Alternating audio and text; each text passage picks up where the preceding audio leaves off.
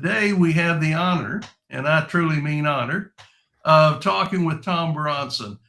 Tom and I met 8, 9 years ago, and he has been a speaker in my network group. We've done podcasts together, worked together.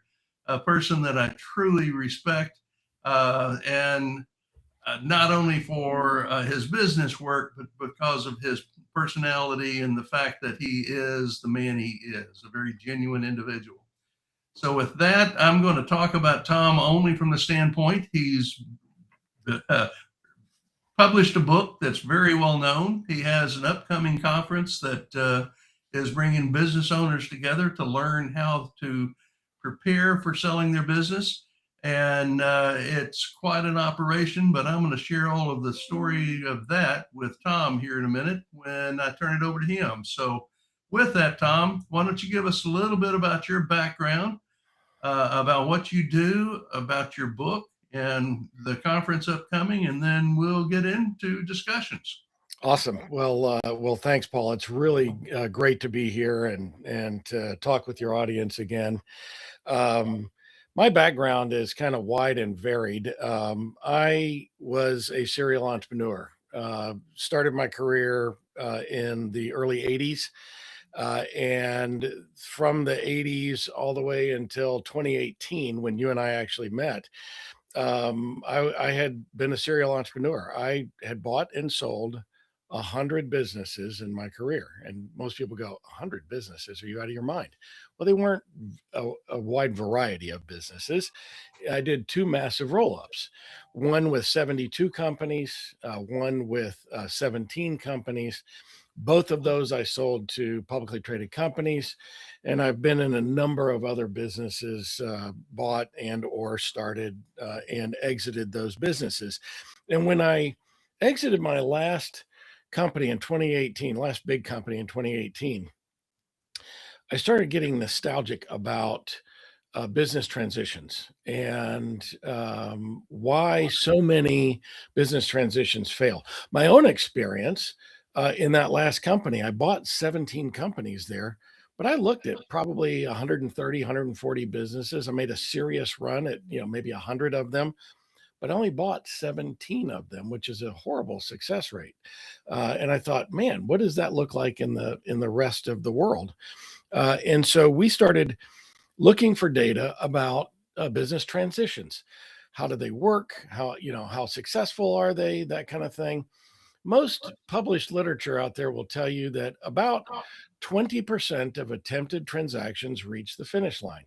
Well, we did the math. We actually gathered data from every source we could find it. There's no MLS, if you will, for business transitions. And so we scraped data from every place we could find it, all of the different online platforms, the different data aggregators. And we came up with the 17%. 17% of businesses that attempt a transition are successful and reach the finish line, meaning there's an 83% failure rate. Well, that's a horrible statistic as far as I'm concerned. And so I thought, okay, I've been successful 100% of the time selling my businesses.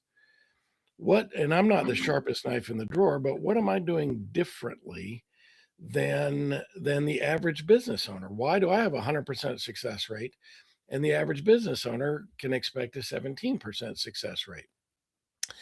And so we put together a process that we use at Mastery Partners, which was the first company I founded post exit on that last company. And we have a process that we use that goes through an assessment of the business, valuation of the business, building a roadmap so that the business owner can reach their ideal outcome.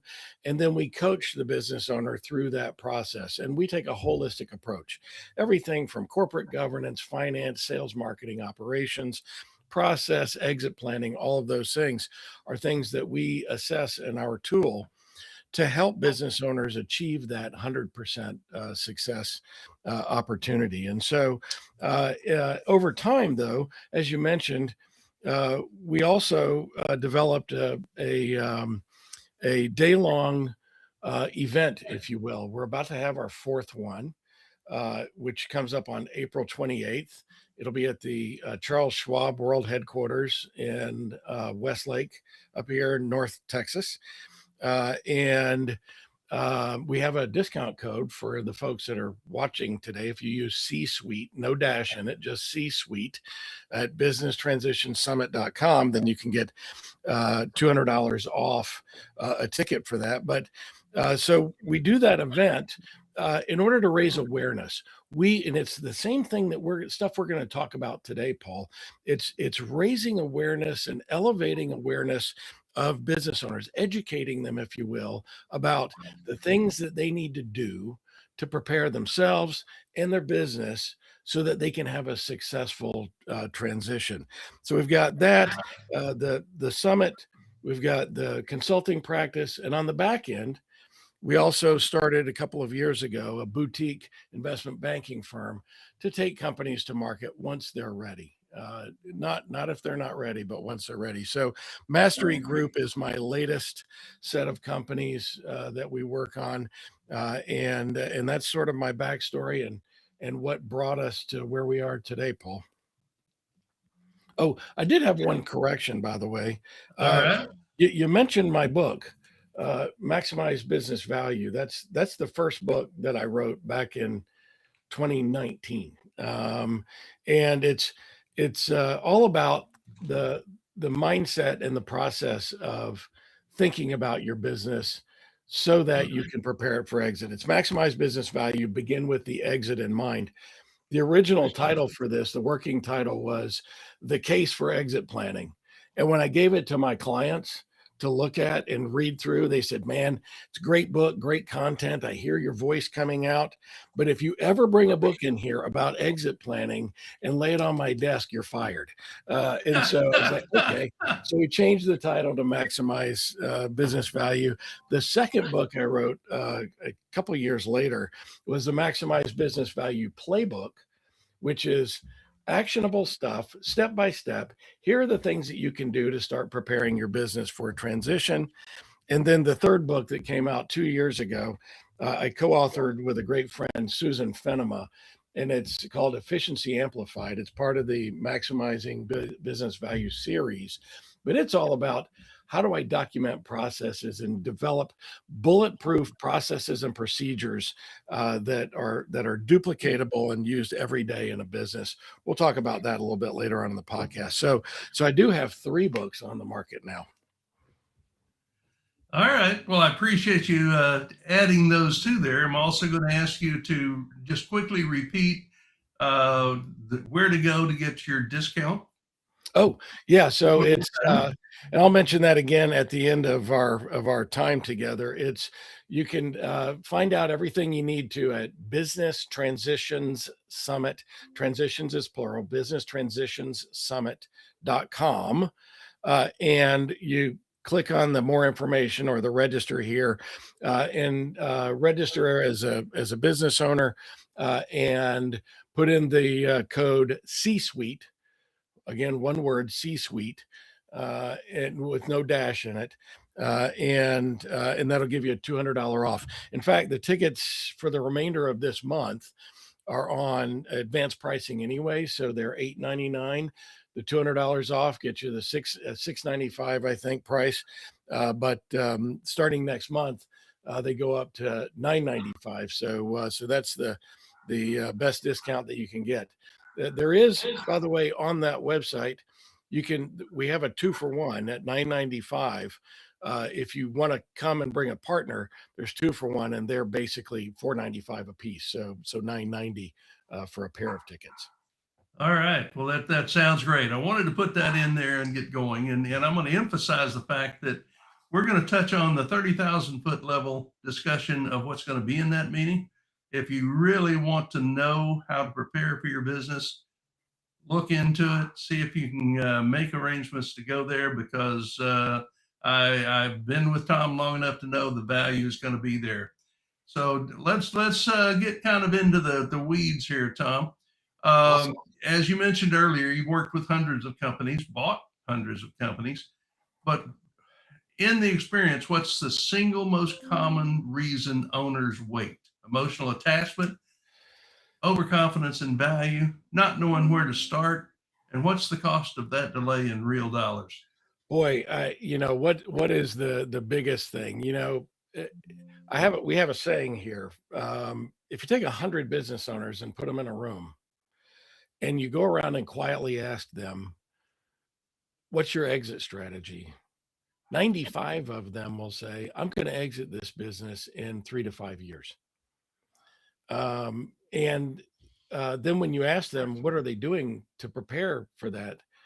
What do you mean? What am I doing to prepare for that? So, what actually happens is the average business owner will say that they're going to exit in 3 to 5 years, but they'll say that for 17 years before they do anything about it. Right. And so, Well, I uh, know that. yeah, I mean, in your practice as well, right? And so I think that the number one issue is that business owners, they're lulled into a sense of complacency. And how do I mean that? So every business on the planet is a target by either investment bankers, business brokers, or private equity firms. They're all dialing for dollars, I call it. Hey, we'd be interested in talking to you about buying your business. And the average business owner is going to get 2 or 3 calls like that every month. Some of them, 4 or 5. If you have a lot of good press. Like my last company, we were in the Inc. 5000 5 times in a row. We were in the Fast 50 high tech companies for 2 years. We were number 2 for one of those years.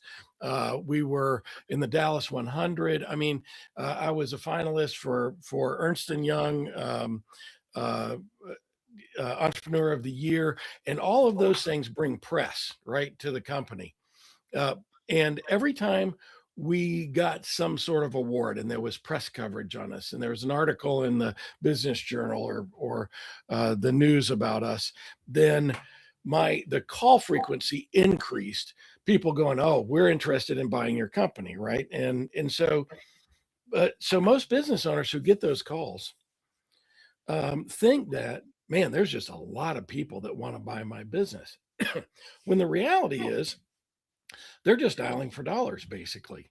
They may or may not be interested in you. I used to play a game when people called me at Granbury Solutions, which was the last company I sold to a publicly traded company. I used to play a game when they would call and say, "Hey, we've been following your business for years, and we're really interested in it." I go, "Oh, you've been following it for years? Tell me what you know about us." And they really don't know anything other than they saw that we've got that we were in the Inc. 5000. We were, got some award. They don't know anything about us.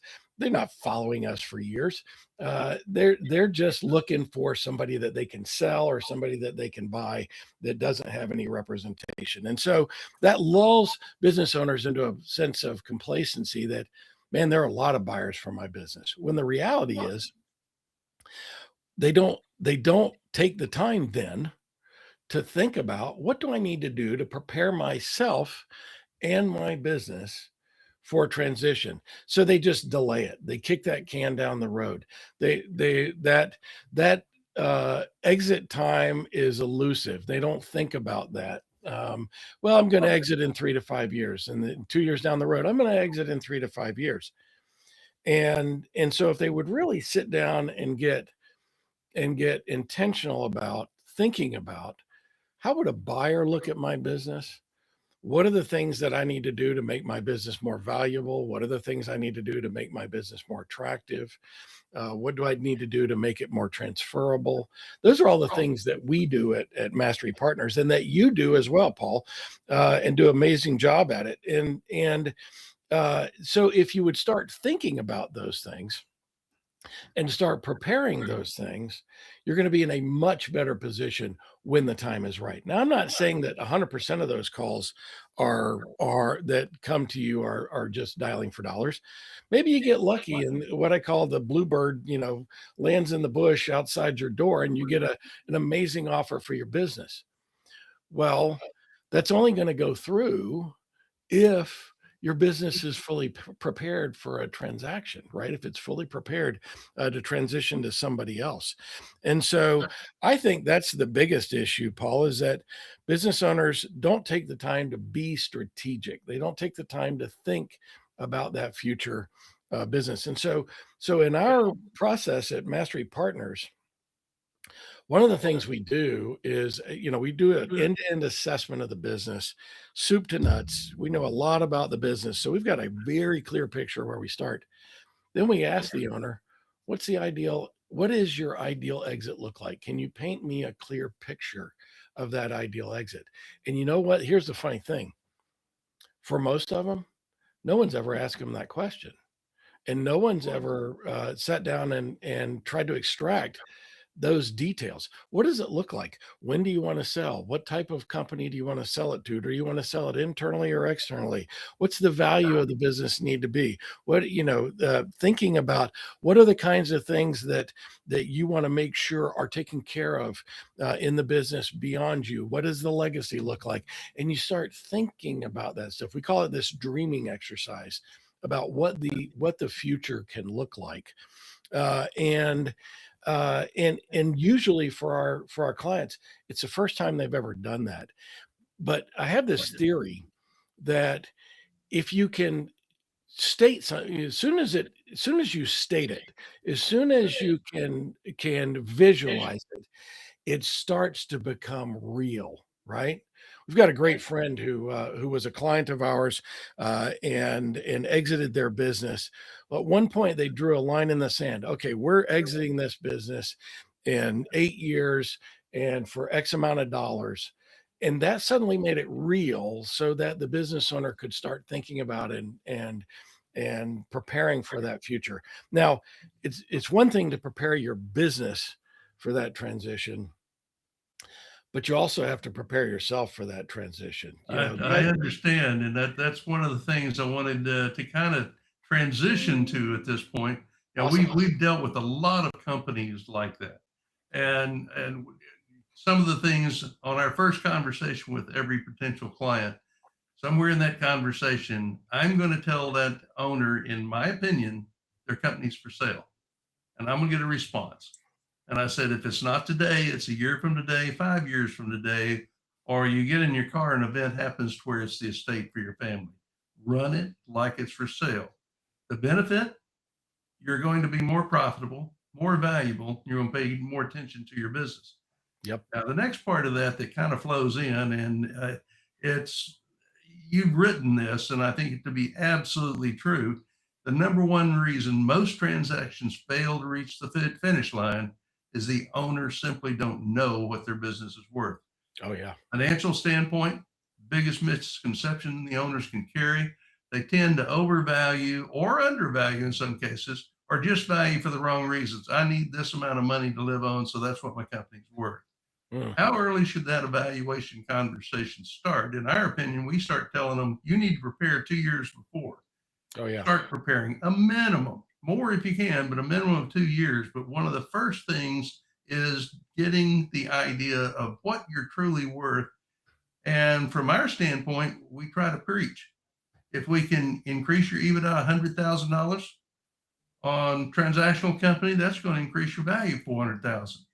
Yep.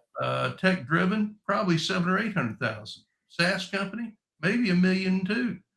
So we need to talk about raising your EBITDA, but we need to start from a mindset. It's for sale. It's not a lifestyle business. I want to prepare this thing to go. So let's talk about what you run into and why you think it's the number one reason. Yeah, we actually have a saying as well. It's every business on the planet will eventually transition. Some of them intentionally and some of them by default, right? Like you said, what happens if something happens to the owner, right? Horrible tragedies. I can't tell you how many times I've gotten phone calls from attorneys representing the estate of a deceased business owner and the family desperately needing to sell that business. And it's too late to do anything to improve that value, right? And so my argument, you say get that evaluation. yes, I say always valuation, right? That's why we start our process. We do that end-to-end assessment, and then we do evaluation. We think that every business owner should get an annual valuation, because that way you can see what you're doing that's making a difference, right? You can make sure that everything's pointing. Now, by the way, it doesn't have to be, a $50,000 certified valuation. Business brokers, investment bankers worth their, financial advisors worth their salt will be able to do sort of a thumbnail, right? So Yeah. get a valuation of what it's worth, because that'll give you that starting point, right? What if, you mentioned, the people who undervalue or overvalue their business. I think that's epidemic. I think that that's epidemic proportions. Most business owners dramatically overvalue their business. Why? Because it's their sweat equity that got it there, right? And by the way, nobody cares. No buyer cares about how much sweat, blood, and tears you've shed over the building this business. What they care about is future earnings. That's it, Right. right? And so they're Return not on buying investment. Yeah. they're not Return on buying your investment. blood or your sweat or your tears. They're buying future cash flow of this business.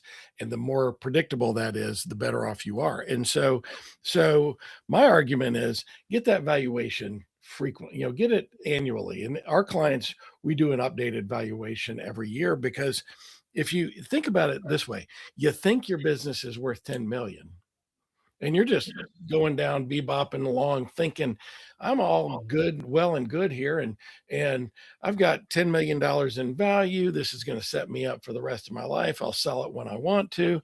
And you get that valuation and it's worth 2, right? And so Exactly. suddenly, Yeah. oh my gosh, I want to sell it now. Well, if you need it to be worth 10, then we got some work to do, right? Absolutely. In order to Absolutely. get there, right? And so we also encourage folks to engage in this. Is also epidemic, I think, Paul. Most business owners don't have a financial advisor, meaning, a wealth manager or somebody like that. And when I ask them why, the answer is almost always, well, I don't have any liquid assets. I mean, all my value is tied up in this business. And I say, okay, yeah, and you're right. A wealth manager does want to manage your liquid assets, but they also are the ones that can calculate how much you need in order to retire on and live your lifestyle for the rest of your actuarial life. And it's really good to have that number, because then if you want it to be worth 10 and you discover it's worth 2, and a financial advisor tells you really only need 4, okay, now we really know what the target is, right? And so Absolutely. Yeah. And it's so I it's so ran into funny, that Paul. same situation, and one of my, we have one of our testimonies and our case studies and whatever, but I ran into a company that they were for sale for $6 million because they were running out of cash. Go and close the door in 90 days, and they brought us in to handle the sale. Got in there, found a lot of tools, a lot of things. They allowed it, and the owner was so scared that they listened. 15 months later, we sold that company for 29 million cash, Awesome. but we did a ton of things to do that. Yep. And I'm not going to elaborate on that, but one of the key things that is important here is that owner did engage some investment bankers, but they didn't engage the investment bankers in what we were doing, and they didn't engage us to know what their investment bankers were doing. Hmm. So they didn't bring the team together and have them work together. Where Mm. that's important is that the value of the business accelerated so rapidly that no one prepared that owner for what was going to happen if we sold. So there was no tax preparation, no benefit done whatsoever. So that thing sells 15 months later, and there's a $6 million tax bill that goes with it. Yep. Now, that person had 4 different people that she was in contact with, 2 that she paid, 2 that were friends that she referred to. But when the day of reckoning came, it was like, what can I do?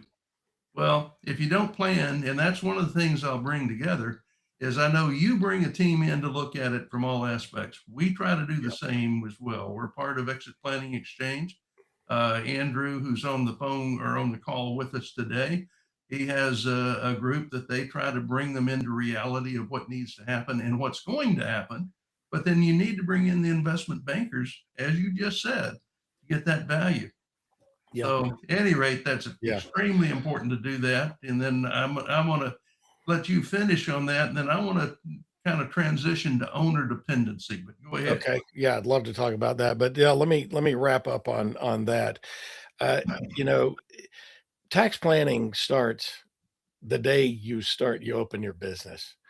Don't think that you're going to get to the end and start doing your tax planning, when you get an LOI. By the way, when you sign an LOI to sell your business, a letter of intent to sell your business, it's too late to do any tax strategies at that point. If you've signed an LOI, it's already too late. And I think that starts early. You need to have a really, really good tax CPA. You need to have a really, really good wealth management team that may even have a tax advisor there and an estate planner. And even if your business is worth $1 million or $2 million and not 5 million or 100 million, you need to do proper tax planning. Many business owners cheap out on that. Oh, I can get my taxes done for $300. Well, that's probably what it was worth, right? It may have Yeah. actually been worth nothing. But invest in getting the right team around you. A great CPAs are not all cut from the same cloth. No, they're Attorneys are not. not all cut from the same cloth. And people like us are not. All of my No. budgets for every company I work with, one of the things that's in that budget is a business evaluation tab that goes from all of the aspects of DCF, discounting, all of those pieces that are necessary to give you a reasonable evaluation, not certified, Yep. but our business owners can look at their financials every month and see what's happened. Yep. We update those projections every month with real and then where we're going. It's like the one that we sold. We sold it on a forward 12, not a rolling 12. And if the business is fully prepared and it's got the right trajectory, that is absolutely possible. But nobody's going to believe if you've been humming along at 10 million in revenue and $1 million in EBITDA that, oh, but next year we're going to do 20 million and we're going to make $5 million. Nobody believes that. No. But if your trajectory has been doing that, then yes, you can maybe sell your business on a forward based trajectory. But again, that's years of advanced planning and preparation and thinking about those outcomes. And that's what the investment bankers didn't have monthly notification, but didn't have monthly information to know that, oh, this business is going to go from a $6 million sale where the owner's going to come out with about 500,000 after all debts and everything's paid off of it to now having 29 million cash. Yep. And the debts are, at that point, it's $4 million less, 25 million going into somebody's investment account that's going to get taxed. Well, that's so your message is clear, and I want to reiterate that. Don't put your advisors in silos. Crosstalk. We like to at least annually with our clients at Mastery Partners get the whole team together. We want to be on the phone with the wealth manager, the CPA, the attorney. We want everybody to be on the same page because the collective has far greater wisdom than the individual, right? And so when Exactly. everybody is aware of what everybody's doing and what the outcomes are expected, then it just moves the needle a lot further, faster. And let's now transition to, okay, I've got a work business that on paper says it's worth $10 million. But if I'm gone, they don't have their rainmaker. Or if I'm gone, they're going to potentially have these 10 major accounts that I work personally. Yep. What about the Switzerland effect? It's what many people refer to it here. Yeah. What about the owner dependency or the number one salesman leaves the company and he doesn't have a sales contract? Let's Yep. talk about that a little bit and the effect of that on a company's sales. Yeah, absolutely. Owner dependency, in my opinion, is one of the top 5 deal killers. You know, you've got a great business, it's moving the needle. You want to retire, but you are playing some critical function in the business. And usually it's what you described. They're the top rainmaker, right? They're the one who's selling the new deals and bringing in those clients and whining and dining them. They own all those relationships, and they're so proud that they know all their customers, and that they're the ones that have built this business. Well, guess what? Nobody wants that, because if they buy the business from you and you retire, their number one rainmaker just left the building, right? And And so, it could value that company 50% or more. And or in more. your book, you talk about the 65 specific actions to increase value. Yep. How many of those trace right back directly to reducing owner dependency? And how soon should you start getting your succession plan in place to reduce that? I think that's the kind of thing that you need to start right away. You know, it's just like, when's the best time to plant a tree? Well, 20 years ago, but today, if you're, are not doing that already, right? I don't care if you want to sell your business in a year, 5 years, 10 years, or that it's so far down the path you can't even see it. You should start working toward eliminating owner dependency. I do a presentation at conferences all over the world. It's called "You Are Not the Sun." The world should not revolve around you. Your business should not revolve around you. And here's the paradox of this: the business owners think that if I'm that driver, if I'm making it happen, man, that is a great thing. But the second that business is no longer dependent on the owner, and the owner can walk away and go take month-long vacations and check in, and the business runs itself, the business value increases dramatically, because now you've got a team that can do this, run this. You suddenly free up your time. And here's the other thing: the business starts making more money and you have more free time. You can go on vacation. I call it, here's my litmus test for it, Paul. Um, I always ask business owners, when was the last time you took a 3-week vacation without checking into the office? Oh, I can't do that. Okay, well, then we have an owner dependency issue, right? Oh, no, no, no. My team knows what they're doing. Well, then why can't they run it without you? Well, they got to answer. Okay, so it's still got some dependency, right? And so we work them toward that. When they can achieve that, 3 weeks uninterrupted, go to Europe, turn off your cell phone, go to Hawaii, whatever it is, and not call in the office. Now we're no longer owner dependent. But that extends beyond just the owner as well. You mentioned, what if you've got one salesperson that's the rainmaker? What if you've got the internal finance person who's been riding herd over finance for 25 years? What happens to the business if something happens to that person, right? So succession planning is not just for the business owner. It's looking at your business objectively and thinking, where are the single points of failure? Where, if something happened to this individual or that individual or me, what would happen to the business? What would happen to the outcome? And it's starting to solve throughout the organization.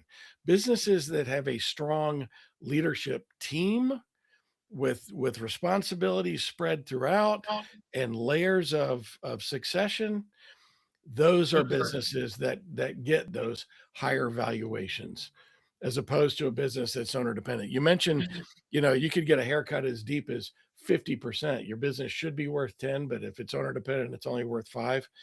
Well, in some cases, for those really small business, Main Street businesses, you're a $3-5 million business and it's owner dependent, it may be worth nothing. Yeah, And that's that's more of the problem and the concern, because and that's one of the discussions we have and encouragement. And we do with our clients, we do the EOS process. And that a lot of that effort is to try to find the weak seats in the company, Yep. but also start trying to take the visionary and let him be a visionary and take all of the things that need to be run and the business needs to be run, including sales, et cetera, out of his hands to where his major job is to figure out new ways, new processes, new products, new things to grow the business. Their job is to maintain and potentially grow the business through great service. Yep. But many companies don't do that. But that's and when I mentioned the company we did before, we put EOS in at senior management, mid management, and department level, Yep. and it changed the culture of that company within a very short period of time because people actually started talking to each other. Some of them actually started listening to each other, and we ended Imagine up that. replacing 5 seats in that business over the course of that Yep. 15 months to shore up and strengthen the company itself and break down the silos inside the company. That Yep. was necessary to get the value there.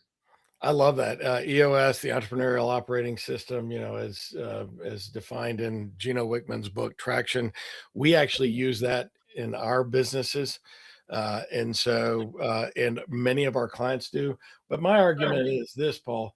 It doesn't matter if it's EOS, scaling up, great game of business, have a business system, have some way to identify challenges and roadblocks and a way to solve those going forward, which is beautifully done in EOS because that's what we use, right? Yeah. In that weekly L10 meeting. But whether it's that system or something else, or Donald Miller's Business Made Simple, use a system. And I'm going to transition to systems here because that particular company, and I go back to it because it was such a grand slam, was ultimately sold to PepsiCo. PepsiCo doesn't take shortcuts. I mean, that I've discussed and just shared that I handled the sale of that thing and had to produce a little over 2,400 documents to 5 different companies that they engaged to review that company. So it was not simple. You've been there. Normally, you're probably going to run 500 or 600. Well, with that group, it was 2,400 documents prepared. But it really came down to what you were just saying, that part of those documents was the systems they use, the processes created, memorialized, utilized, and able to be checked by the different companies that came in to do that. Yep. And as you cite in your book, only 4% of the small businesses document their processes. So the only one that really knows what's going on is the owner. Yep. Everybody else knows some of it over here and over there, or maybe they know very little of it that run the company. What are your thoughts there? I think having well-documented, bulletproof processes do a couple things for the business, right? It gives you an opportunity to no longer have a single point of failure. Let's say it's that finance person that suddenly is gone. Well, if everything that they do is well documented, somebody else can pick up and stumble through it.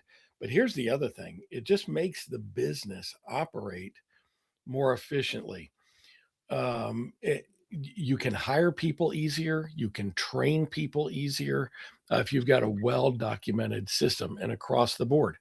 And one of my favorite questions to ask business owners is, you want to grow the business, and how long does it take from when you hire a well-qualified salesperson until they're a fully operational Death Star, right? I mean, until they really are firing on all cylinders. And the answer very commonly is, oh, it's 18 months to 2 years. And I say, great. You know what that tells me? What? You don't have a documented sales process. Because if you do hire well-qualified people and you've got a paint by numbers, here's how we do things, here is how we are successful selling, a great salesperson will be able to step into that system and be fully operational in 3 months, not Agreed. 18 to 24 months. And that goes for everybody across the board, whether they're building widgets or whether they're doing project management or operations or finance. If they can walk into a system that has documented processes and follow the paint by numbers system, then you'll get higher employee satisfaction, you'll have less turnover, and people will be trained faster and operate the business so much better. And then you have the comfort of knowing Well, doesn't matter who's doing that job. When everybody's doing their job well, their And they're doing it culture the is same good, way. and Yeah. their respect for others is good, which is just a solid culture. And culture's Yep. overused so many times. I want to use it in what I think is the right vein, and it is an environment where people can be joyful and can do their work and not feel negative, intimidated, or feeling that they're being taken advantage of. Yep. When You know, you it's build a culture like that, the yep. company does grow, it does get better because everybody works together to make it better. You know, it's funny. One of the questions we ask in our front end assessment, our transition readiness assessment, the first thing we do is because we can't get empirical evidence on this, not at least in an interview, but we say on a scale of 1 to 6, 6 being fantastic and 1 being a dumpster fire, how would you rate your corporate culture? And so many of them jump right out with a 5, or whatever. And I say, okay, if I ask you to stay here and I just walk around the building and ask your employees, what do you think they would say? Oh, I think they'd give it maybe a 3 or a 4. I say, so which do you think it is? A 5 or a 3 or a 4? Because it's not how you think, it's how the people think, right? And Yeah, you just reminded me of something. When I was in the position and had 1,200 employees, et cetera, I with my direct reports on multiple occasions, we had an exercise that I talked about and then had them do. So there's 3 ways a business is run. The way that you think it's run in this room, the way that the managers that work for you think it's done, and the way that it's actually done by the people that do it. Now you need to go down to the people that do the job and go up instead of from you going down. yeah, my Amazing. one of my greatest mentors, my father, he was an entrepreneur. He always said, Tom, if you want to learn how to do something, go to the front line. Don't ask people at the top, go to the front line. And I'll give you a great example of that. Many years ago, when I had my first house, I called the power company because when I grew up in rural North Carolina, we had a street light in our backyard. We had it installed and put in our backyard so that we could play basketball at night in the summer, right? And so that was the way I grew up. When I bought my first house, I wanted a street lamp in my backyard. There was no pole, there was no nothing. So the power company sent out a group of engineers to figure out how are we going to install this pole? Where are we going to get power from? And as it turns out, the power box is 3 doors down. They were going to have to drill under 3 different driveways. They were going to have to go through other people's yards. They were going to all this, and it took them months and months and months to come up with a strategy to put this stupid light in my backyard. So the guy comes out on the day to install it. They drill a hole, put the pole exactly where it is, and then I go out and I meet him, and he opens up the schematics and lays them out on the hood of his truck. And he goes, "These bunch of morons! I got power right there." And he points to the back of my house. He says, "I'm going to tap into the power before it hits your line, and we don't have to drill under these driveways or anything." So you had these engineers at the top thinking this is the way we got to do this, and the guy that does the work goes, "Bunch of morons! There it is." Well, those are the people you want to talk to. Exactly. And it's like every house in your neighborhood had direct power to their house before it Yes. hit the meter that they could tap into and go with. Yeah, it's hilarious. I'm like, that was the Yeah, greatest example of you can't beat the guy on the front line. He knows what's going on. that's exactly right. Well, let's, if we can, transition to predictable revenue as the Mm, value engine. You've identified yep. several of the pieces that are things to look at on the back end. Let's talk about what we can do to make sure we do have the growth and predictable revenue coming from my world as a fractional CFO, I'd push on predictability. Yes, Because top line absolutely. growth without Yep. recurring or contracting revenue is a different story. So let's If think you're, about it from a buyer yeah, perspective, right? Let's think about it just from the way the buyer might look at it. Again, they're going to value the business based on what's happened, but they're really what they're buying is the future cash flow of that business. And the more predictable that future cash flow is, the higher the valuation can go. And so we love businesses with high recurring revenue, but we also love businesses with high reoccurring revenue. And there's a difference. Hear that nuance: recurring versus reoccurring. Recurring means it's what I pay for QuickBooks every month. My $200 or whatever that QuickBooks, it's whatever I pay for the software. It's what I pay for Netflix, my $14.95 or whatever it is every month. That's recurring revenue. I push a button once a month and the money flows in. Reoccurring is a high repeat rate of existing customers. Now, I'll give you an example. When I was in distribution, there's very little recurring revenue in distribution. But when we signed a contract with a big hospital system for $1 million worth of product a year, we knew with great predictability that we were going to sell between, $80,000 and $100,000 worth of product every month to that hospital, right? It wasn't going to be the same mix, but we could predict what that mix was going to look like. That is highly predictable, highly transferable revenue. And so buyers want that. They want your customers to have multi-year contracts. They want you to develop some sort of recurring revenue. They want you to have clear reoccurring revenue, because if your business is dependent on somebody going out and selling something before anything moves, well, that's very low predictability. And so that leads to lower valuations. And I know a lot of people tell me, well, I don't have a business that lends itself to that recurring revenue. I'll tell you, I did a workshop for a national conference. It was I'm going to forget the exact name of it, but it was for warehouse store, or not. It was hardware store operators, independent hardware store operators, and they argued, well, I can't do anything predictable. Well, we did a workshop for about an hour. And over the next hour, you wouldn't believe the number of things a hardware store can make long-term predictable recurring revenue out of.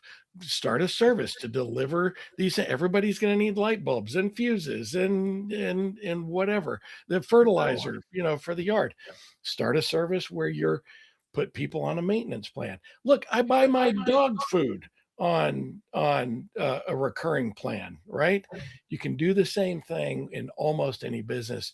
Step back and think about the things that you can make recurring, and that then can be the beginning of that predictable. But you said a mouthful, Paul. Long-term predictable revenue and earnings are going to drive higher valuations every time. Simple as right. that. So I alluded to that earlier when I said if you're transactional, that means you're selling one at a time and may or may not get a sale. Yep. There, if you're a large company, you might be 4. If you're a small under 10, you might be a 2.5, 3 if you don't have some of these other problems. Yep. So if you can get that tech driven to where you've got your technology driving your visibility to have sales, but you're not necessarily recurring, that is a good business and somewhat predictable.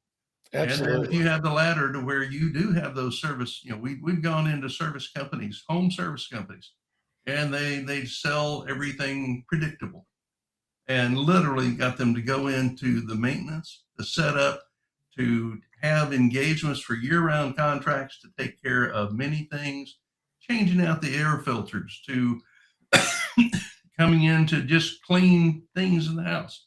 Yep. And that also kept them right there, top of mind when the next thing broke. So you not only had the recurring revenue, it created the opportunity for reoccurring revenue from the same source.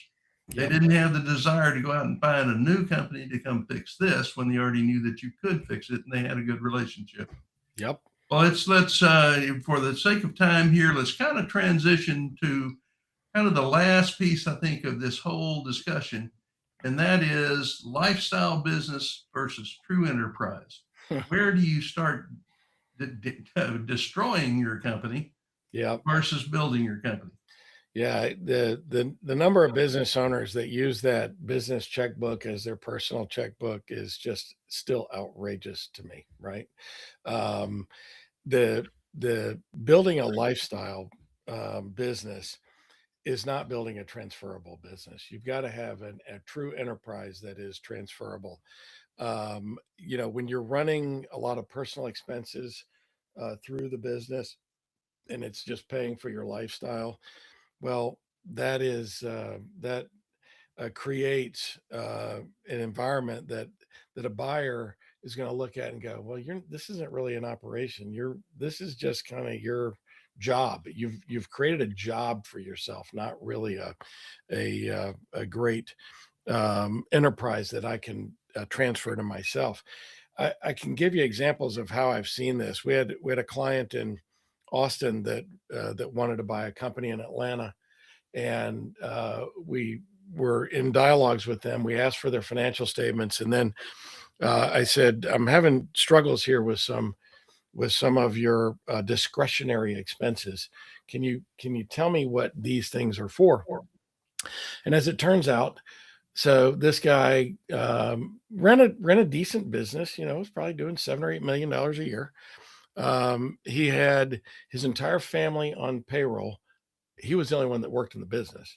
So he was paying his kids, his wife, his father. They had vehicles for them, cell phones for them. He had his pool guy on payroll. He had his landscaper and the nanny.